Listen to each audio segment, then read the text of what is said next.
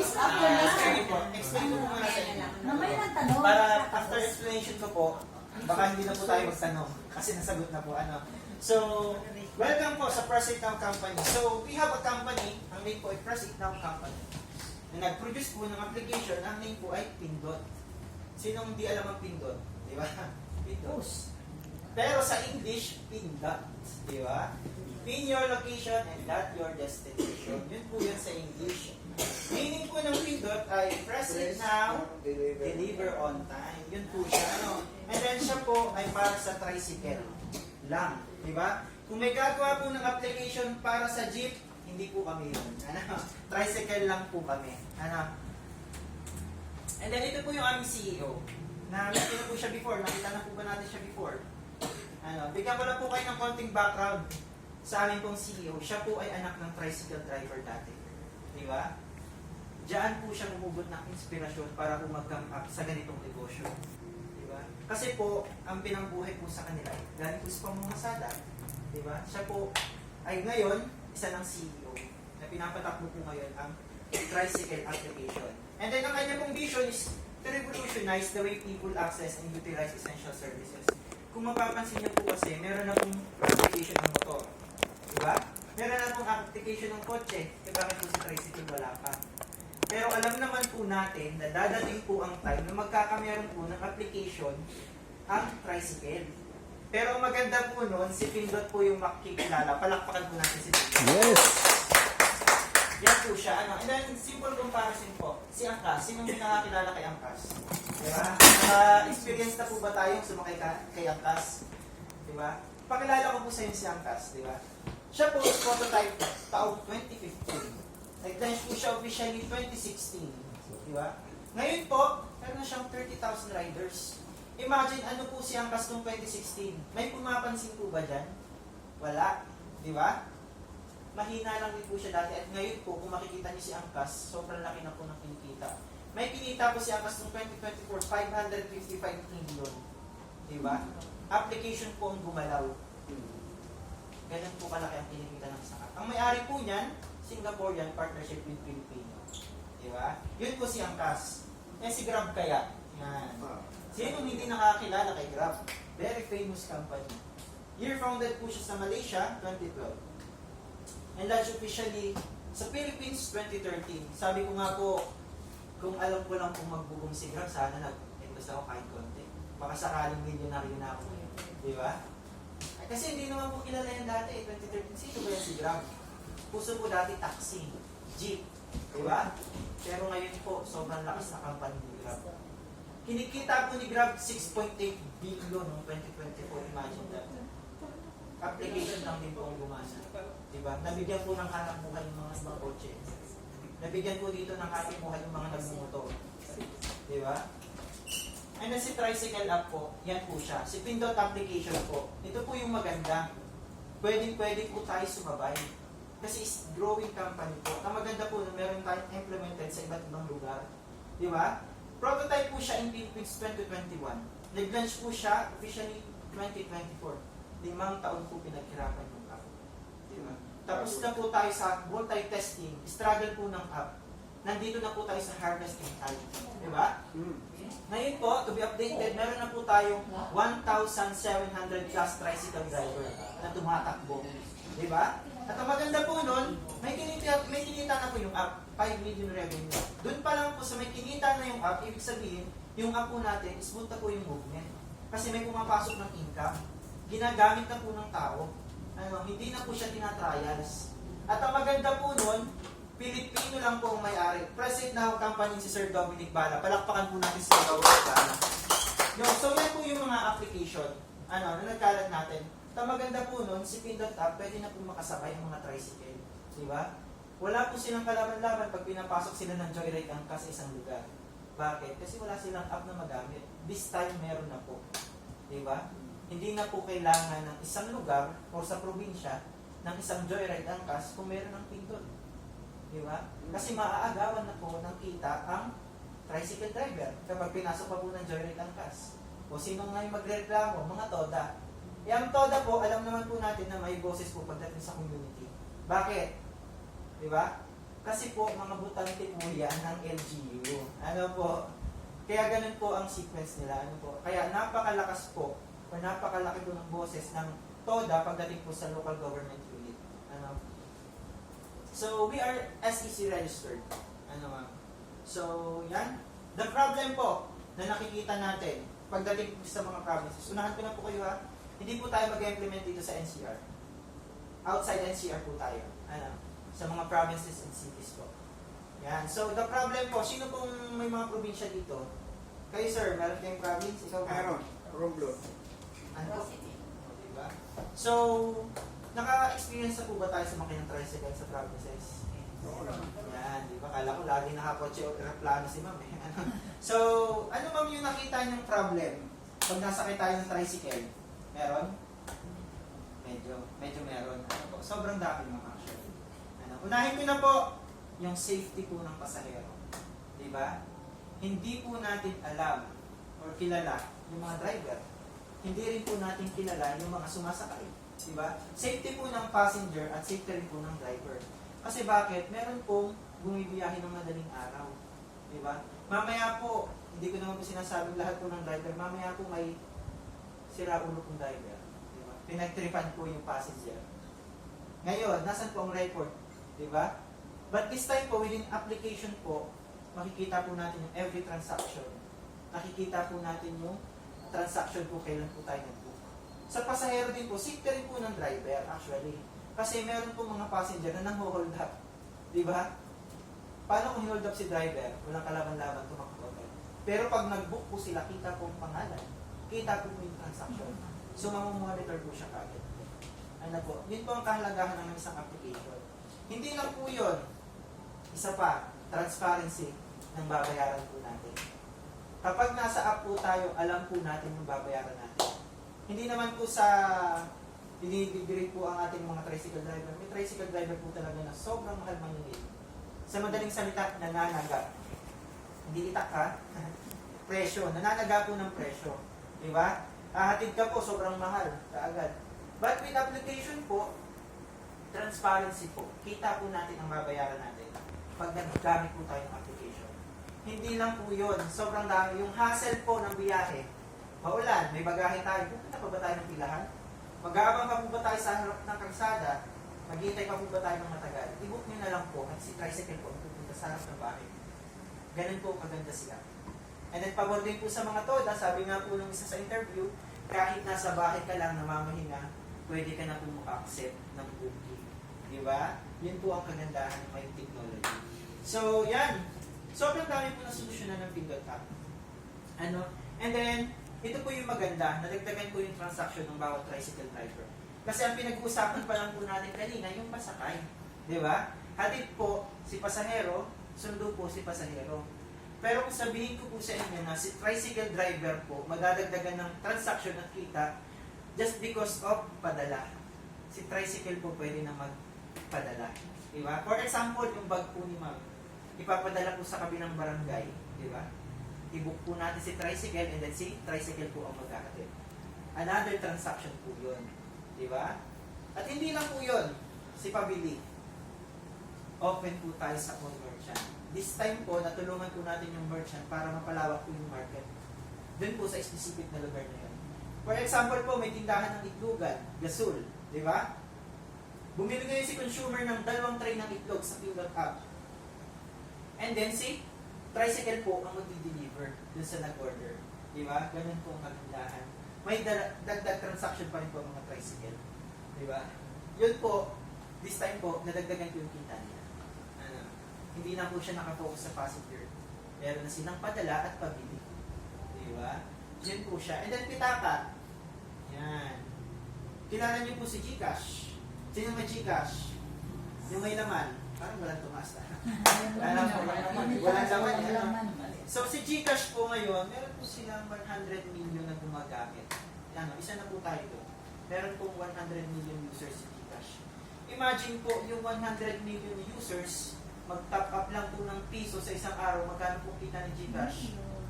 Di ba? 100 million din po. So ganun din po si Pitaka. Mag-build po tayo, 1 million na community. mag-top up lang po sila o mag-cash in po ng 100 pesos, meron po kami 100 million na papasok. So, ganun po kagandahan na may wallet po ang isang app. Diba? So, yan po siya. And then, passenger interface po. Pag nag-book po tayo, makikita po natin yung picture ng driver. Pangalan po ng driver, and then yung plate number po niya, and then yung babayaran po natin, syempre. Transparency po yan. And then, driver interface po, dito naman, makikita po natin kung sino yung nag-book. Diba? Pangalan po nung nag-book, and then yung babayaran po nung nag-book. Ganun lang po siya kasimple. And then now, we have a collaboration. Syempre po sa local government unit, local tricycle driver, enable. Sa mga tricycle driver po, syempre, kailangan po natin makapag-collab. Bakit? Sila po yung ma-accept ng booking. Diba? At ang maganda po nun, kung kailangan po namin kausapin ng mga TODA president lahat po, at mga TODA members, gagawin po namin. Bakit? Kasi ipapaintindi po namin sa kanila ang Pindot app ay makakatulong para sa kanila. Ano po? Neighborhood, mga passenger, and mga merchant. Yun po yung trabaho namin marketing. Ano po? Para po i-promote at gamitin po nila yung services ng Pindot app. At mapalawak po yung mga market ng mga merchant. LGU, syempre po, dyan po tayo kukuha ng Go Signal. Hindi naman po tayo basta-basta makakapag-implement sa iba't ibang lugar hanggat hindi po tayo approve ng LGU. Higit pa po doon, sabi ko nga po, ang TODA ay may boses pagdating po sa community. Ano? So, lagi po tayong approve. Diba? Kasi ang mithiin po namin, itulungan ng mga TODA. That's why nagugustuhan po ng local government. Ano? So, yan. Punta na po tayo sa ating target market. We have 117 million population po sa buong Pilipinas. 90 million po ang gumagamit ng cellphone. Diba? Working age po is 78 million. Ang registered tricycle driver po ay 5 million. Imagine that, 5 million po ang tricycle sa buong Pilipinas. But we aim na matarget po ay 5% lang po. Diba? Sobrang liit lang po niyan. Doon po tayo sa posible. Kasi mahirap naman po mangarap ng targetin natin yung lahat, 100%. Diba? Sobrang yaman natin nun pag nakuha natin. Imposible. Diba? Doon po tayo sa posible. 5% lang. Sobrang babang percentage. Doon po tayo sa mangyayari talaga. Ano po? Ilan po sila? 250,000 tricycle driver po. Nationwide. Ano? Yan. And then, ito na po yung areas. Ito po yung implemented. Idagdag niyo po yung San Pablo. Diba? Implemented na po si San Pablo. Ito na po yung implemented. And then ito po yung tested areas, yung Gapan, Urdaneta, Balacan, Kawayan. Diyan po nag-testing yung application natin. Ano po, sila po is i-refresh na lang po sila. And then syempre po, in the future, sobrang dami po bubuksan. Diba? Sunod-sunod na po yan. Actually. Ano po? So yan, kung may mga target po tayo na gustong i-open na area, willing na willing po makipag-partnership sa institute. Ano? So papaano? Yun po ang tanong. Parang yun ang tanong mo sa kanina, papaano? Ano? So yan. Nakita niyo po yung mga video kanina. Diba? Sobrang gaganda po ng office branches po. So ganun po, yung tinatayo namin mga branches, kung magtatayo po tayo, let's say for example sa probinsya, no? Ganun po yung makikita ng office. Ano po? So yan po, nag-testing po tayo sa Tubigaraw, sa Tacloban, Leyte, sa Borongan po, and then syempre po, Pindot in Action right now po. Nagpapadownload po tayo sa mga students. Ang mga marketing po namin nakikipag-collab sa mga college, mga school po, di ba? Para po i-present sa Pindot app. And then syempre po, nag-meeting po tayo with mga TODA, president and members po. Ano? And then yan, nagbibigay po tayo ng incentive. Sabi ko nga po kanina, kung normal pong namamasada ang tricycle, wala po silang kikitain na, or wala po silang makukuha incentive.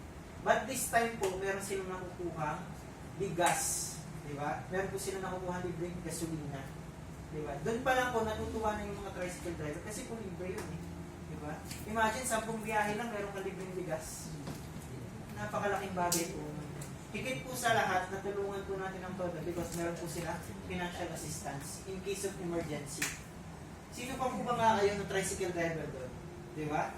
May libre ng bigas, gasolina, may financial assistance pa. That's why, ang dami po nagiging Pindot drivers. Palakpakan po natin sila.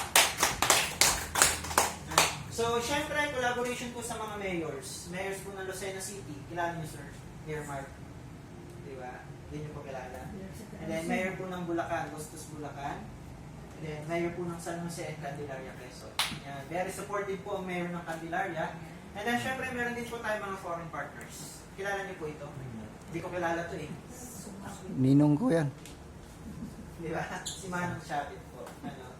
Kay Manong Chavit naman po, kwentuhan ko lang po kayo saglit. Kami po is, in-explain lang po namin yung concept ng business. Hindi na po yung kitaan. Kailangan pa ba ng pera niya? Parang hindi na. Di ba? Hindi na po kailangan ng pera. Paganda po, introduce niya po sa buong business. Di ba? Tinanong niyo po kay Coach Jerry. Sir. Yes. So, Pindot Up is coming soon from Ilocos. Yan. Diba? So, ang dami na po nating branches na bubuksan. Ano po? And then, yan po yung mga opening na ginagawa natin. Yung mayor po ng Candelaria, Quezon, very supportive. Diba? Sa mga taon na natin. And then, syempre po, yung mga partners, yan, nagdilingkod po yung mga partners natin dyan. Ayan po. So, yun. Proceed po tayo. Ito na po yung exciting part. Na-explain ko na po sa inyo yung concept ng business. Ngayon, paano naman tayo makikinabang sa business? Di ba? So, nakalimutan ko sabihin, ganito po nangyayari kapag po nagbubook ang tricycle. Ano po? Scenario po, ito po si driver. Di ba? Si driver po, kailangan po may naman lagi yung wallet niya sa app. For example po, 50 pesos. 50 pesos. Diba? Ngayon po, si passenger nag-book. In-accept po ngayon ni driver. Si driver po, mamamayinusan ng 12 pesos. So, magiging wallet na lang po niya, 38 pesos. And then, pag magbabayad na po si passenger, kung 40 po ang babayaran ni passenger, plus 12 po yun. So, magiging 52 po yung babayaran ni passenger. Diba? Imagine po si Grab. Pag magbabayad ka po kay Grab ng 212 pesos, ang minus po dyan ni Grab, almost 20%. Diba? Pero kay Pindot po, kapag 212 po ang babayaran mo, 12 pesos lang po yan nakafix. So sa madaling salita po, kahit 1,012 po ang babayaran natin sa Pindot, 12 pesos lang po ang kukunin namin dyan. Yung 1,000 po sa driver, kasi po tayo ay nakafix. Pero kung sa Grab po yan, minus 20%, magkano na po yan? Almost 200 po ang babawasan. Di ba? Pero tayo po nakafix lang sa 12. At ang maganda po nun, hindi po tayo mahal maningil. Di ba? Dumidikit po tayo sa taripa. Kung mababa po sobrang maningil ang Pindot Up, wala pong driver na tatangkilik. Kung sobrang taas po, wala pong passenger na gagamit. Doon po tayo sa dikit po sa taripa. Di ba? Kasi ito po, 52 pesos for the first kilometer, pwede na pong dalawa ang makasakay. Di ba? Ganun po kaganda yung Pindot Up. Ano? So, yan. Punta po tayo sa target natin. Di ba? We have 5 million tricycle driver nationwide. Ito po yung mga registered Hindi po kasama dyan yung mga koloma. Registered po. And then the target po ng company namin is 5% lang po. Ilan po sila? 250,000 tricycle driver for 333 branches. Meron po kasi tayong 1,400 plus municipalities or cities sa buong Pilipinas. Di ba? And then yung 250,000 tricycle po, yan po yung 200,050 tricycle po, sapat po siya para makapag-create po tayo ng 333 branches. So ilan po? 750 tricycle lang po every area. Yun po yun. Di ba? So ngayon, we open partnership. Ito na po yung pinakamaganda. Joint venture partnership.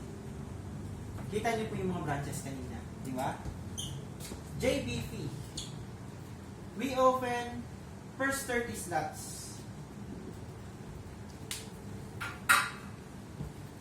First 30 slots. Kasi po yung 31 to 333, unahan ko na po kayo, 3 million po yan.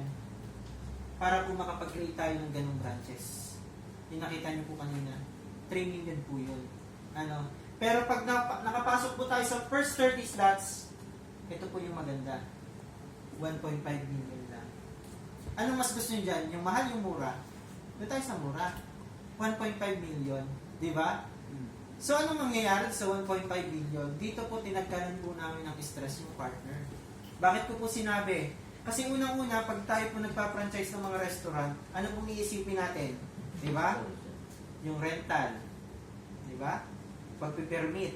May empleyado pa tayong babayaran. Di ba? Sobrang dami po ng expenses.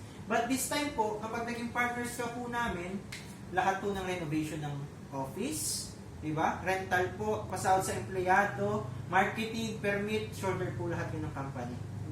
Lahat po ng expenses. Makikita nyo na lang po yung 1.5 no, ganun po kaganda yung branches nyo.